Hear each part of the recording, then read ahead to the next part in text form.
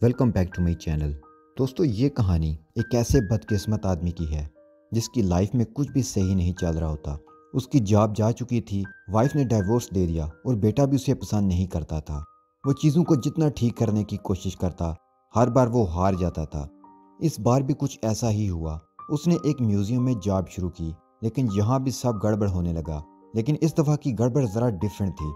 आइए मिलकर देखते हैं कि इस दफ़ा लैरी की ज़िंदगी में क्या होने जा रहा है। मूवी शुरू होती है तो हम लैरी नाम का एक आदमी देखते हैं जो कि बहुत डिसअपॉइंट रहता है।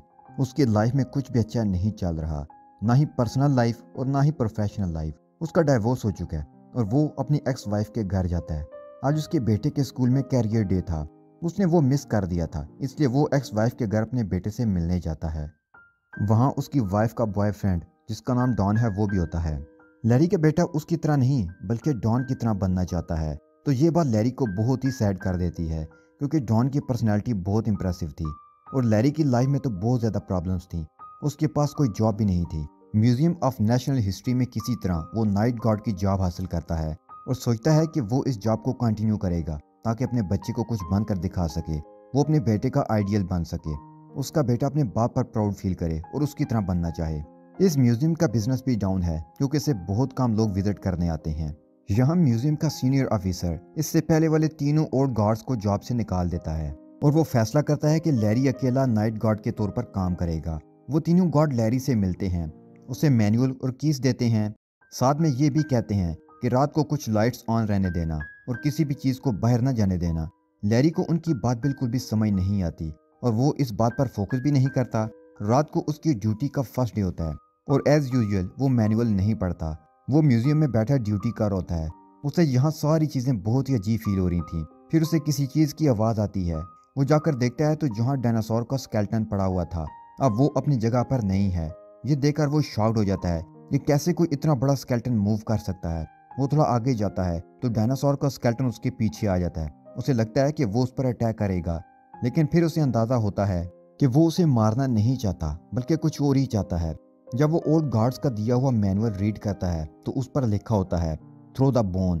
वो डायनासोर की तरफ बोन फेंकता है और वो खेलने लग जाता है। सेकंड रूल ये था कि अफ्रीकन पीपल को लाक रखा जाए वरना ये तुम्हें खा जाएंगे।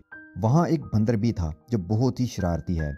वो अफ्रीकन मैंस के पास जाता है और देखता है कि वहाँ लायंस भी हैं जो खौफनाक लग रहे हैं, जैसे वो उस पर अटैक करने वाले हों।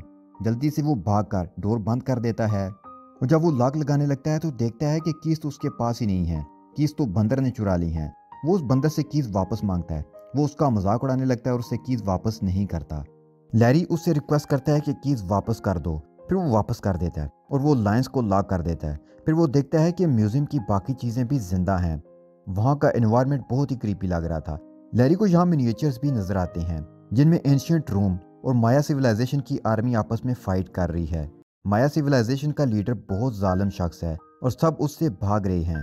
वो यहाँ ग्लास के पीछे एक लड़की को भी देखता है जो कि कैद है। ये लड़की अमेरिकन नेटिव है। लैरी अब एक फैंटेसी की दुनिया में पहुंच चुका था। ये सब उसने कहानियों, फिल्मों और ड्रामों में देखा था, लेकिन अब वो रियल लाइफ में देख रहा था। वो ये सब देखकर परेशान हो जाता है। तो तभी एंशियंट रोम और ओल्ड वेस्ट की आर्मी लैरी पर अटैक कर देती है, लेकिन किसी तरह वो बच जाता है और एक आदमी उसे घोड़े पर बिठाकर उसे ले जाता है। घोड़े पर बैठा हुआ ये आदमी अमेरिका का 26 प्रेसिडेंट है। उसका नाम रोज बेल्ट है। वो लैरी को बताते हैं कि 1952 में इस म्यूजियम में एक इजिप्शियन फेरो की मम्मी को लाया गया। उसके साथ एक मैजिकल टैबलेट भी थी। उसकी वजह से ये सब कुछ हो रहा है। रात को सारी बेजान चीजें जानदार हो जाती हैं और सूरज निकलने से कुछ देर पहले ये सब वापस अपनी असली हालत में आ जाती हैं। अगर सूरज निकलने से पहले कोई भी चीज जो म्यूजियम से बाहर गई है वो वापस ना आई तो वो धूल मिट्टी बनकर खत्म हो जाएगी। ये सारी चीजें बहुत ही पुरानी और अजीब हैं, इसलिए तुम ख्याल रखना और जो भी तबाही होती है उस सब को ठीक करना। यहाँ लैरी नोटिस करता है कि ग्लास के पीछे जो लड़की कैद है रोज बेल्ट उसे पसंद करता है। वहाँ वही 3 ओल्ड गार्ड आ जाते हैं। लैरी उनसे गुस्सा होता है कि तुम लोगों ने मुझे क्यों नहीं बताया कि रात को बेजान चीजें जिंदा हो जाती हैं। वो गुस्से में वहां से बाहर निकलता है। वो कहता है कि मैं दोबारा ये जॉब नहीं करूंगा। जब वो बाहर निकलता है तो उसे अपना बेटा डॉन के साथ नजर आता है। वो लैरी को उसकी न्यू जॉब पर कॉन्ग्रेचुलेट करने आया था। उसका बेटा उसे कैरियर डे के लिए स्कूल में इनवाइट करता है। लैरी ये जॉब छोड़ना चाहता था, लेकिन अब वो फिर से अपने बेटे के लिए ये जॉब कंटिन्यू करता है ताकि अपने बेटे के लिए रोल मॉडल बन सके। वो उन गार्ड्स के पास जाता है तो वो उसे कहते हैं कि तुम इन सब करैक्टर्स के बारे में खुद से रिसर्च करो ताकि हर चीज़ को संभाल सको। फिर वो खुद से रिसर्च करना शुरू कर देता है। लाइब्रेरी से बहुत सारी बुक्स को पढ़ता है, इंटरनेट पर सर्च करता है और हर चीज़ को डीपली स्टडी करता है और अगली रात फिर नाइट शिफ्ट के लिए आ जाता है। अब वो अपनी सब प्रॉब्लम्स का सलूशन लेकर आया है। वो एक रिमोट कंट्रोल कार में हड्डी रख कर लाता है ताकि जब डायनासोर उठे तो उसके साथ खेलने के लिए उसे भागना ना पड़े। वहाँ जो जंगली कबीला होता है, आग जलाना उनका बड़ा मसला होता है। लैरी उनके लिए लाइटर ले आता है और उनकी आग की प्रॉब्लम सॉल्व करता है।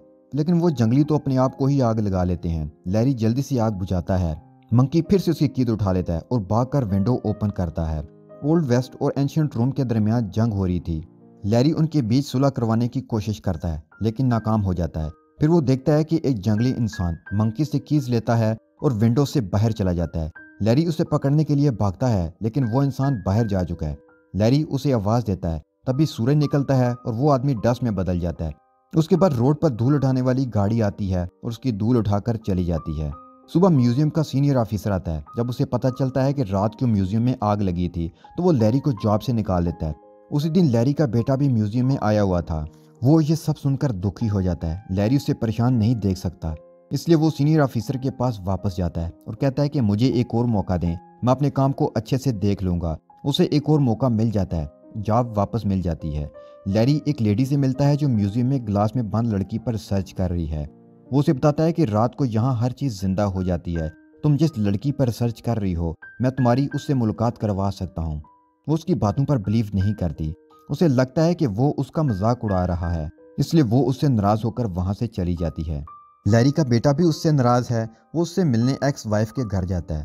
वो उससे कहती है कि बेहतर है कि तुम अपने बेटे से ना मिलो क्योंकि तुम्हारी वजह से उसे शर्मिंदगी होती है।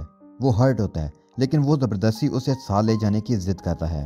रात को वो अपने बेटे को अपने साथ म्यूजियम में ले आता है। वो अपने बेटे को कहता है कि रात 12 बजे के बाद हर बेजान चीज़ जिंदा हो जाएगी।